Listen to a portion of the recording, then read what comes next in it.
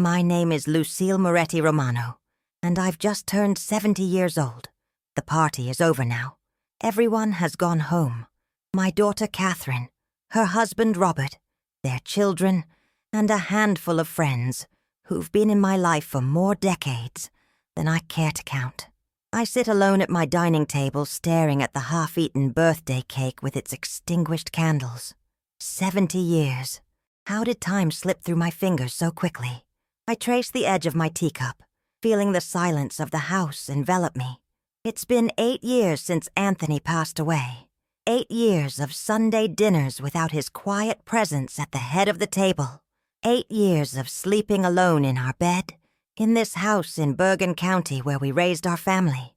Before continuing with the story, please click the like button, subscribe to the channel, and comment where you are watching from. Your help is very important. Something my granddaughter Claire said keeps echoing in my mind. She's 16 now, bright and observant in that way. Teenagers can be when adults think they aren't paying attention. As she helped clear the dishes, she whispered, "Nonna, why does everyone get so weird when Uncle Samuel is mentioned? Dad practically kicked Tom under the table when he asked why Samuel couldn't come today." I brushed it off then, told her it was nothing to worry about. But sitting here now, with only the ticking clock for company, I can't shake the feeling that there's something I don't know, something about my own life that everyone else seems privy to. I've seen the glances between Catherine and Robert, the way conversations sometimes halt when I enter a room. For years I've attributed it to my age, to their desire to spare me from worry. But tonight I wonder if there's more to their silence than mere protection. Outside, rain begins to tap against the windows, and I find myself transported back to another rainy night, 50 years ago, when I was just 20, full of dreams and certainties about how my life would unfold. How little I knew then of the complexities that shape a marriage, a family. How little I suspected that love could be both a shelter and a prison. I rise from the table, my joints protesting slightly. The kitchen clock reads 11:42 p.m. It's late, but sleep feels distant. Instead, I find myself drawn to the old photo albums in the living room bookcase. Perhaps in these captured moments of our shared past, I might find clues to the whispers that seem to follow me now, in the twilight of my life. The old leather album feels heavy in my lap as I settle into Anthony's armchair. The first pages show a young woman I barely recognize as myself. Dark hair falling in waves around a heart-shaped face, eyes filled with expectation. Millville, New Jersey, 1975. A small town where everyone knew everyone else's business, or thought they did. I was raised to believe in certain truths. Family comes first. Appearances matter, and some things are better left unsaid.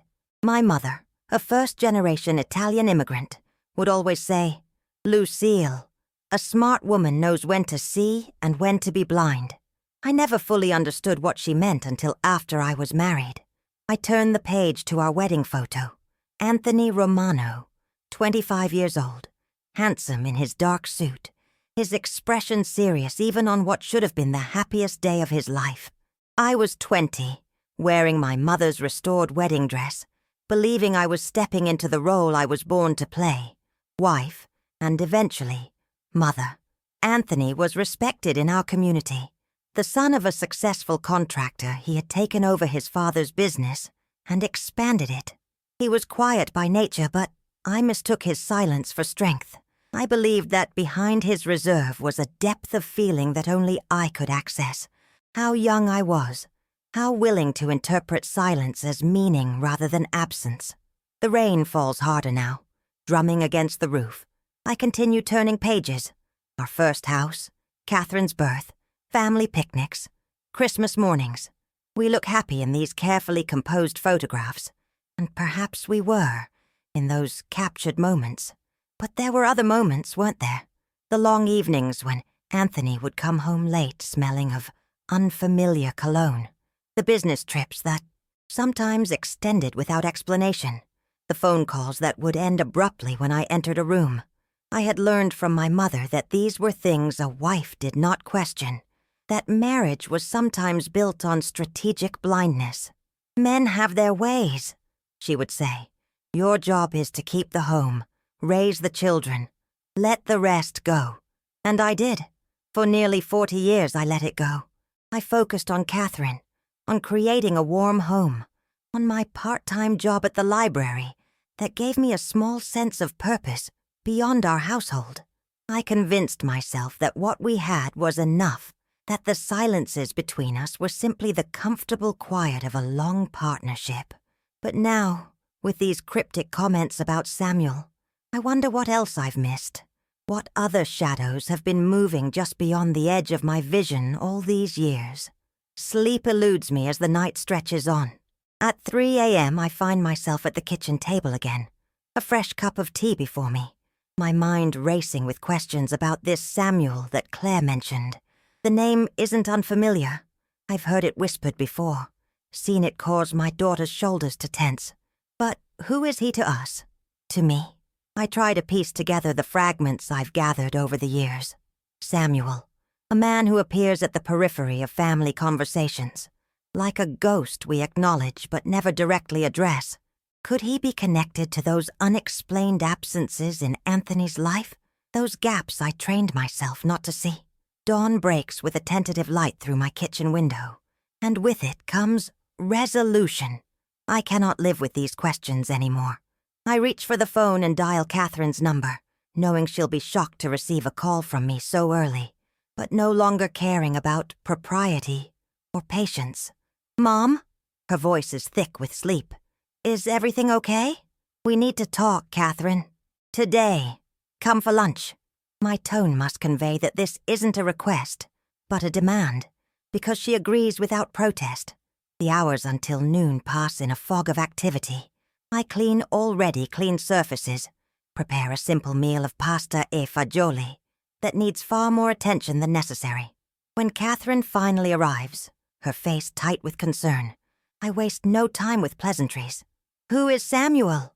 I ask as she hangs her coat. And don't tell me he's nobody. I want the truth. Catherine's face drains of color. She sinks into a chair at the table, her hands clasped so tightly her knuckles whiten. Mom, please. It's not important anymore. It was all so long ago. If it's not important, then there's no harm in telling me, I counter, setting a bowl of soup before her that neither of us will touch. She looks up at me, and suddenly I see not my strong 50-year-old daughter, but the small girl who would come to me with scraped knees, trusting me to make everything better. Dad made us promise not to tell you. He said it would only cause pain. Your father has been gone for 8 years, I say, my voice steadier than I feel. Whatever promise you made to him doesn't outweigh what you owe to me now. I deserve to know my own life, Catherine. And so, over cooling soup and with halting words, my daughter unravels the thread of my marriage. Anthony, my quiet, respected husband, had maintained another relationship for nearly 30 years, with a woman named Eleanor from Vineland, just 20 miles from our home. And from this relationship came a son, Samuel. He supported them, Catherine says, not meeting my eyes. Elena never made demands. She accepted what he could give. And you've known. For how long? My voice sounds foreign to my own ears.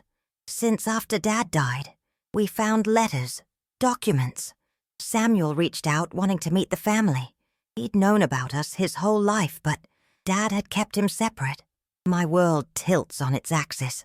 The careful narrative I've constructed about my life is revealed as fiction.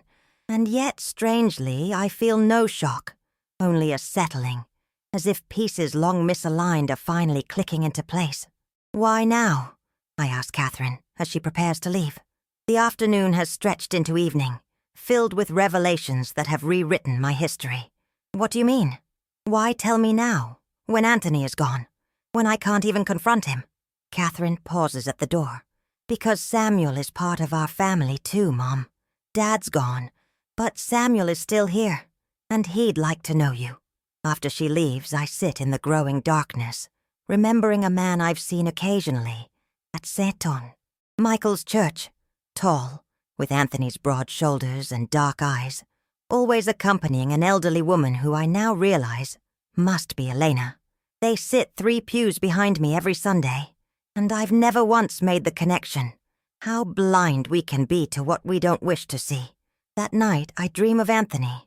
In the dream, he stands at our bedroom window, looking out as he often did in life. When I ask what he sees, he turns to me with eyes full of sorrow and says, "Everything I lost by having everything." I wake with tears on my face, but clarity in my heart. Before I can reconsider, I dress carefully and drive to St. Michael's for the morning mass.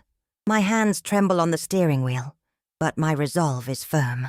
I have lived with half-truths for too long. The church is nearly empty on a Tuesday morning. Just a few elderly parishioners and, as I'd hoped, the man I now know is Samuel. He kneels alone today, head bowed in prayer. I study him openly for the first time. The same profile that has looked back at me from my wedding photo for 50 years, but softened somehow, more open. When Mass ends, I wait near the font of holy water. As Samuel passes, our eyes meet. Recognition flashes in his, not of who I am, but of who I must be. Neither of us speaks as we move outside into the weak October sunlight. "Mrs. Romano," he finally says, his voice surprisingly gentle. "I wondered if you knew." "I didn't," I reply. "Not until yesterday." I search his face for anger or accusation, but find only a cautious warmth. "I thought perhaps we could have coffee. Talk." Surprise crosses his features, followed by something like relief. "I'd like that very much." At a small cafe near the church, over steaming cups neither of us touch, Samuel and I begin the delicate work of understanding what we are to each other. Not quite family, not quite strangers, survivors of the same storm, though we weathered it on different shores. "I never wanted to disrupt your life," he tells me. "After my mother died last year, I felt adrift. I reached out to Catherine because I needed some connection to him. And to me?" I ask, needing to understand. Samuel's smile is sad but kind. "You were always a mystery to us. The woman he went home to. Mother never spoke ill of you. She said you were as much a victim of his choices as she was. In his face I see not just Anthony but pieces of Catherine, traces of my grandchildren. And I realize that secrets, no matter how deeply buried, have a way of writing themselves into our very flesh and bone." Samuel and I meet again the following week. This time he brings photographs. Elena as a young woman, himself as a child. A few rare images of Anthony with them at what appears to be a lakeside cabin. Looking at Anthony's face in these photos, I see a relaxed smile I rarely witnessed at home. The revelation stings, but not as sharply as I would have expected. "How did they meet?" I ask, touching the edge of a faded color photograph from what must be the late 1970s. "At a construction site. Mom was an interior designer. Dad, Anthony, was building a shopping center where her firm was hired to do the finishing work." Samuel hesitates. "I don't want to hurt you with these stories. I lived half a century with a man I didn't fully know," I say. "The truth can't hurt more than that ignorance did." Samuel's eyes, Anthony's eyes, hold mine. "They tried to end it several times, especially after you had Catherine, but they always found their way back to each other. And you, how was it growing up with this arrangement?" His laugh holds no humor. "Complicated. I had a father who visited on Thursdays and some weekends, who brought gifts and took me fishing but was never there for school events or when I was sick. Mom made excuses for him. I learned not to ask questions." We sit in silence for a moment, both contemplating the ripples of one man's choices across multiple lives. "Did you resent me?" I finally ask. "No," Samuel says, and I believe him. "How could I? You didn't know I existed." I resented him sometimes, for dividing himself the way he did, for not being brave enough to make a choice, one way or the other. As our coffee grows cold, Samuel tells me more about Elena, her strength, her dignity, her refusal to be bitter. "She loved him until the end," he says, "even knowing she would always come second." When we part, Samuel hesitates before saying, I have something of my mother's that I think you should have. Her journal. She kept one for years. I've only read parts, but it might help you understand. I'm not sure I want this window into the other woman's thoughts, but I nod. Next time, I say. And we both know there will be a next time. Driving home, I pass the turn to the cemetery, where Anthony is buried. I haven't visited his grave in months, but today I feel drawn there. The headstone is simple. Anthony Romano, beloved husband and father. Not a lie exactly, but not the whole truth either. You should have trusted me with the truth, I tell the silent stone. I might have surprised you. As I stand there, I realize I'm not angry. Not anymore. Instead, I feel a strange compassion for the man I married. So bound by convention, so afraid of losing respect, that he built walls around his heart and lived divided between two worlds, never fully present in either one. Word spreads quickly in our community. Lucille Romano, the widow, meeting regularly with her husband's illegitimate son. I see the glances at church, hear the whispers that fade when I approach. Some of my oldest friends become awkward in my presence, unsure how to navigate this new reality where the secrets we've all agreed to keep for decades are suddenly in the open. Catherine calls, concerned. Mom, people are talking. Are you sure these meetings with Samuel are a good idea? I've lived my entire adult life caring what people think, I tell her. At 70, I find I no longer have the energy for it. The truth is, I look forward to my weekly coffee with Samuel. He's thoughtful and has Anthony's dry humor without the sharp edges.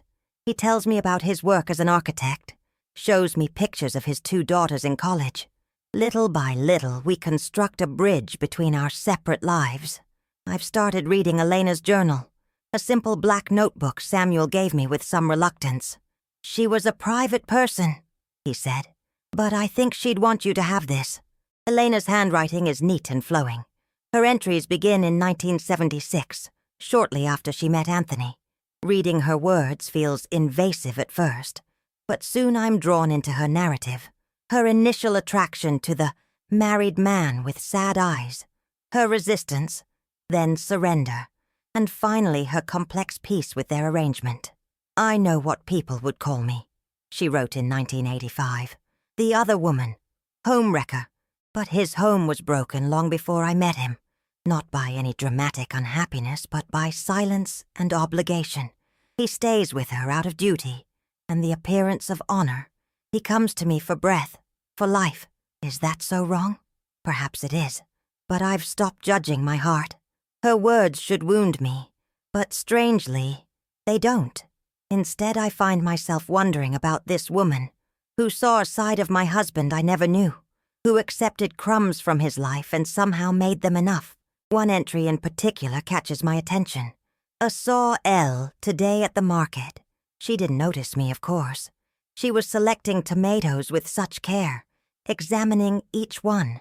A beautiful woman with a grave expression. I wanted to speak to her, to say, what? That we share the love of a man who cannot fully love either of us because he's divided himself in two? That I'm sorry? That I'm not sorry? In the end, I said nothing, just watched her walk away, carrying her perfect tomatoes, back to the house he calls home. I closed the journal, moved by her words. 2 women living parallel lives, bound by one man's inability to choose. To be honest, both of us settling for fragments of a whole.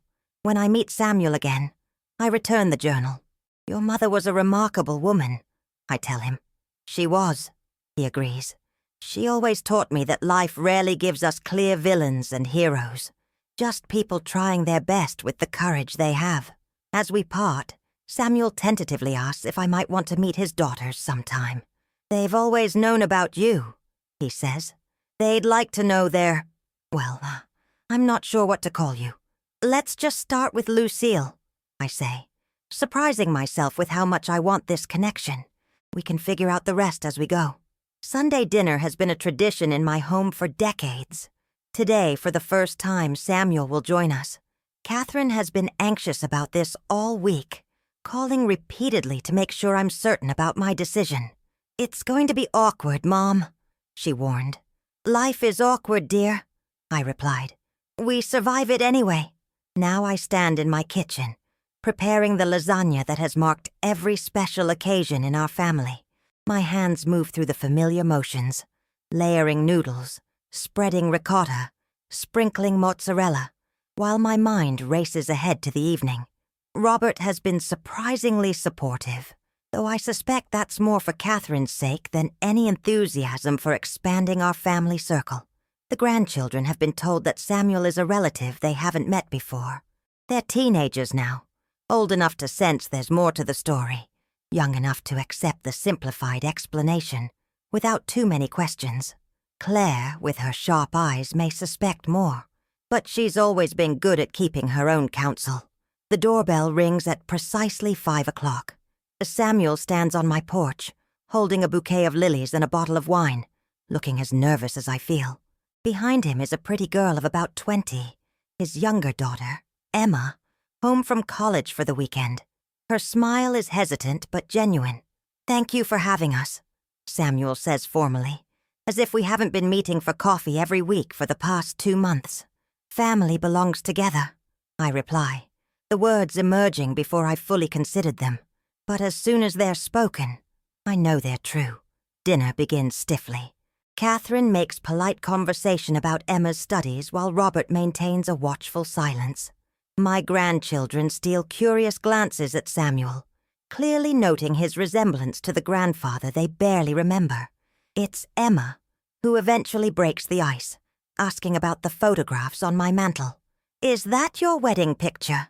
she asks, pointing to the silver-framed image of Anthony and me. "Yes," I say. 1975, a lifetime ago. "You were beautiful," she says. Then, with the directness of youth, "Do you mind talking about him? About my grandfather?" The table falls silent. Catherine looks alarmed, but I find myself smiling at the girl's honesty. "Not at all," I tell her. "He was complicated, private. He loved woodworking, made that china cabinet by hand, had a terrible singing voice but loved opera, could never remember birthdays but always brought home unusual little gifts for no reason at all." Samuel adds softly, "He taught me to fish. Had infinite patience waiting for a bite, which was funny because he had so little patience for most other things. He helped me with my math homework." Catherine joins in, surprising me. "Every night at the kitchen table. He'd never just give me the answers, made me work through each problem. And just like that, the wall of awkwardness begins to crumble. We're just people sharing memories of someone we all knew in different ways. By dessert, Emma is showing Claire pictures on her phone, and my grandson Tom is deep in conversation with Samuel about architecture. When they leave, I hug Samuel for the first time. It's brief and a little awkward, but it feels right. "Thank you," he whispers. "This meant everything to me." After they're gone, Catherine helps me clear the table.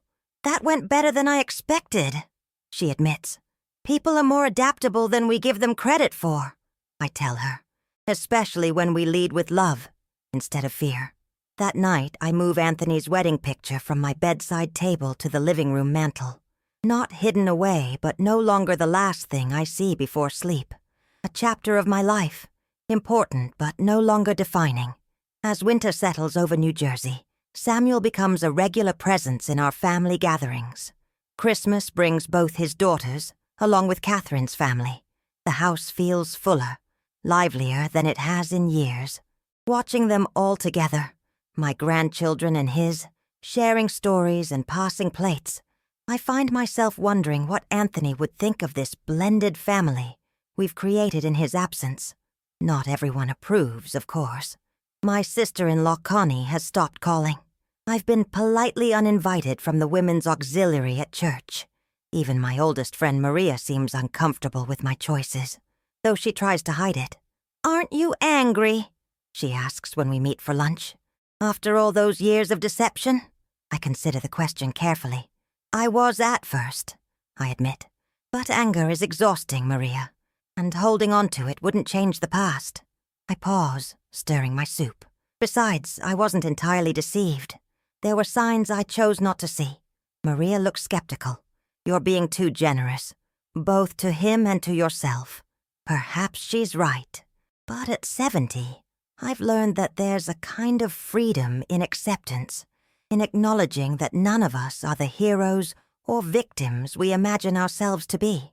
We're just people, bumbling through life, making choices from limited options with the courage we can muster on any given day. In January, I begin clearing out Anthony's home office, a task I've avoided for 8 years. Samuel offers to help, and I accept. Together we sort through old business records, photographs, correspondence. In the back of a filing cabinet, we discover a small wooden box I've never seen before. Inside are letters from Eleanor spanning 30 years, ticket stubs from concerts they attended, a pressed flower, and a small worn photograph of Samuel as a baby. "He kept all of this," Samuel says quietly, turning the photo in his hands. "Right here in your home." I nod, feeling a complex mixture of pain and tenderness. "The hiding places we create," I murmur. "The empty spaces we carve out to hold our secrets."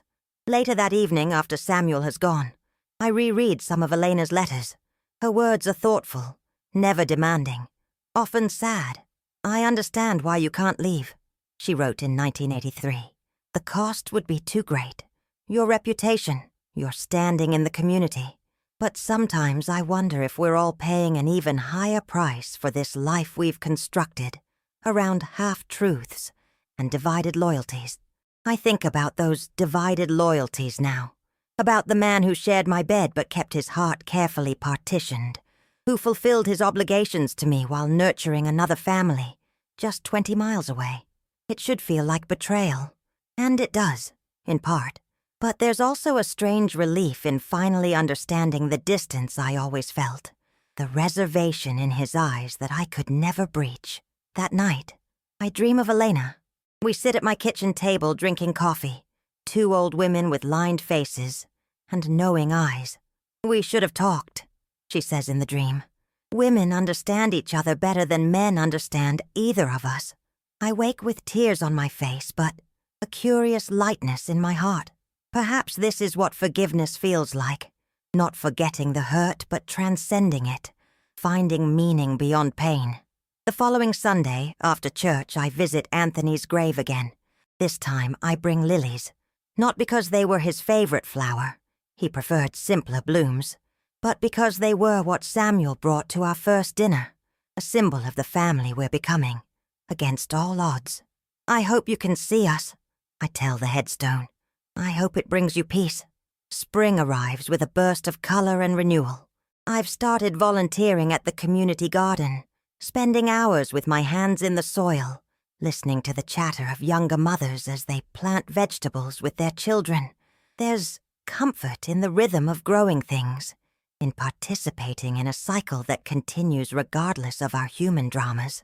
Samuel visits most weekends now. Sometimes we just sit on my porch, drinking lemonade and watching the neighborhood children play. Other times he helps with house repairs Anthony would have handled, fixing a leaking faucet, repainting the porch rails. We rarely talk about Anthony anymore. Instead, we're building our own relationship, finding our own language of connection. On Mother's Day, both families gather at Catherine's house. I watch Samuel joke with Tom, help Claire with her college applications, engage Robert in a discussion about local politics.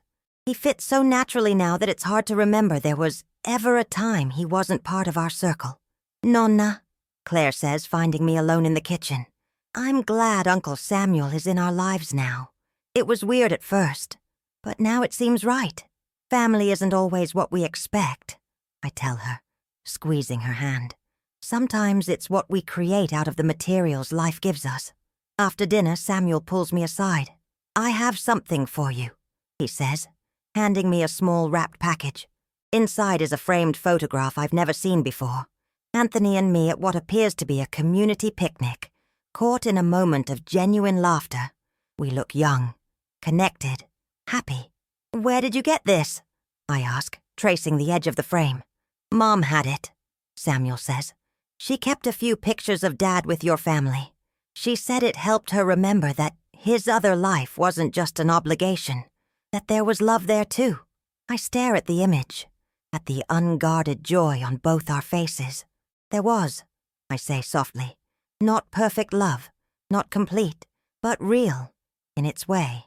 That evening, as everyone prepares to leave, I find myself standing with Catherine, Samuel, and both sets of grandchildren for a group photograph.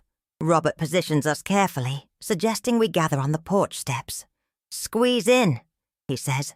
"Family photo." The words hang in the air for a moment. Simple, yet profound. Family. Not the one any of us imagined, but the one we've become through choice rather than circumstance. As the camera captures the moment, I feel Anthony's absence but also his presence. In Samuel's profile, in Catherine's determined chin, in the legacy of connection that continues despite, or perhaps because of, the complicated paths that brought us here.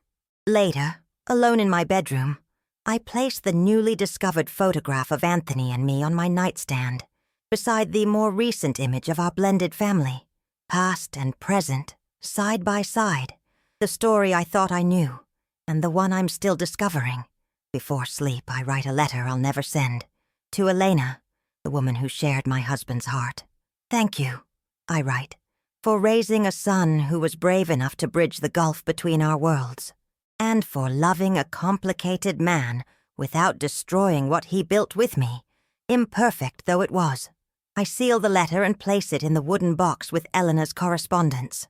Two women who never spoke, finally in conversation across time and beyond death. A year has passed since I learned about Samuel. My 71st birthday was celebrated not with whispers and secrets, but with the boisterous energy of our expanded family. Samuel's older daughter is engaged, and discussions of wedding plans fill our Sunday gatherings. Life continues its forward motion, weaving new patterns from old threads. Today I sit with Claire in my garden.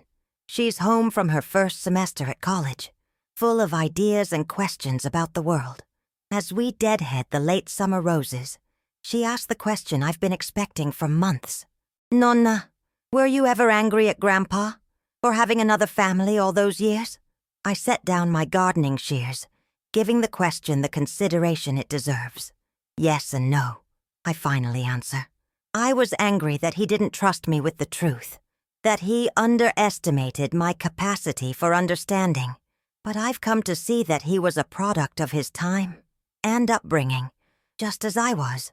"I don't think I could forgive something like that," Claire says with the certainty of youth. I smile, remembering my own similar convictions at her age. "Forgiveness isn't something you do once and it's finished," I tell her. "It's a practice, a daily choice, and it's not just for the other person, it's for yourself. Carrying anger is like drinking poison and expecting someone else to die." Claire considers this, her young face serious. "Is that why you've welcomed Samuel? As a way of forgiving Grandpa?" "Partly," I admit, "but also because Samuel deserves to be known, to be part of this family. He's as much Anthony's legacy as your mother is, and he's become dear to me in his own right." We work in companionable silence for a while, the late afternoon sun warm on our backs. Then Claire says, "I'm writing a paper for my psychology class about family secrets. Would it be okay if I wrote about us?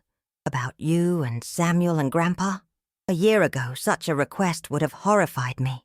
Now, I feel only a quiet pride in my granddaughter's desire to understand, to find meaning in our complicated history. "Of course," I tell her, "the truth deserves to be examined in the light." That evening, as the family gathers for dinner, I look around my table. Catherine and Robert, their children, Samuel and his daughters, all talking and laughing together. Anthony's absence is no longer a painful void, but simply a fact, like the changing of seasons or the turning of earth. I think of the young woman I was at 20, stepping into marriage with such limited understanding of its complexities, of the middle-aged wife who chose not to see the signs of her husband's divided heart, of the widow who finally, at 70, learned the full truth of her life.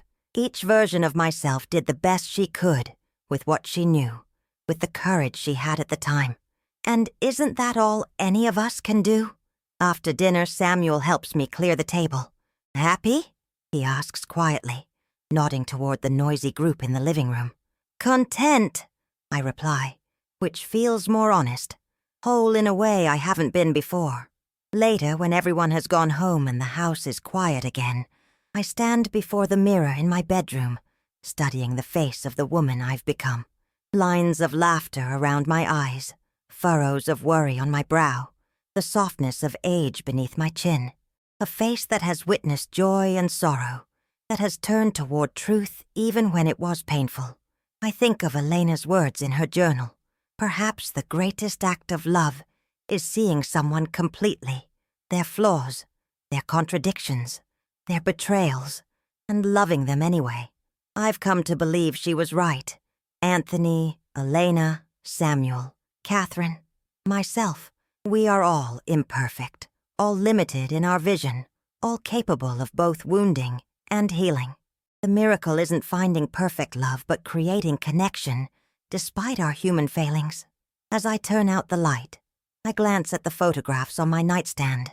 Anthony and me in our youth, our expanded family in the present, past and future, separation and union, loss and discovery, all part of the same continuing story. And in that story, at 71, I am finally fully awake. My name is Lucille, and I've shared with you the story of how secrets shaped my family, and how truth finally set us free. If my journey has touched your heart, please subscribe to this channel for more stories of people like me, ordinary folks finding their way through life's unexpected turns. Every Thursday, I'll introduce you to another soul who discovered that it's never too late for honesty, forgiveness, and new beginnings. Click the notification bell so we can continue this journey together. Because believe me, at 71, I've learned that the most powerful stories are the ones hiding in plain sight, in the silences between us.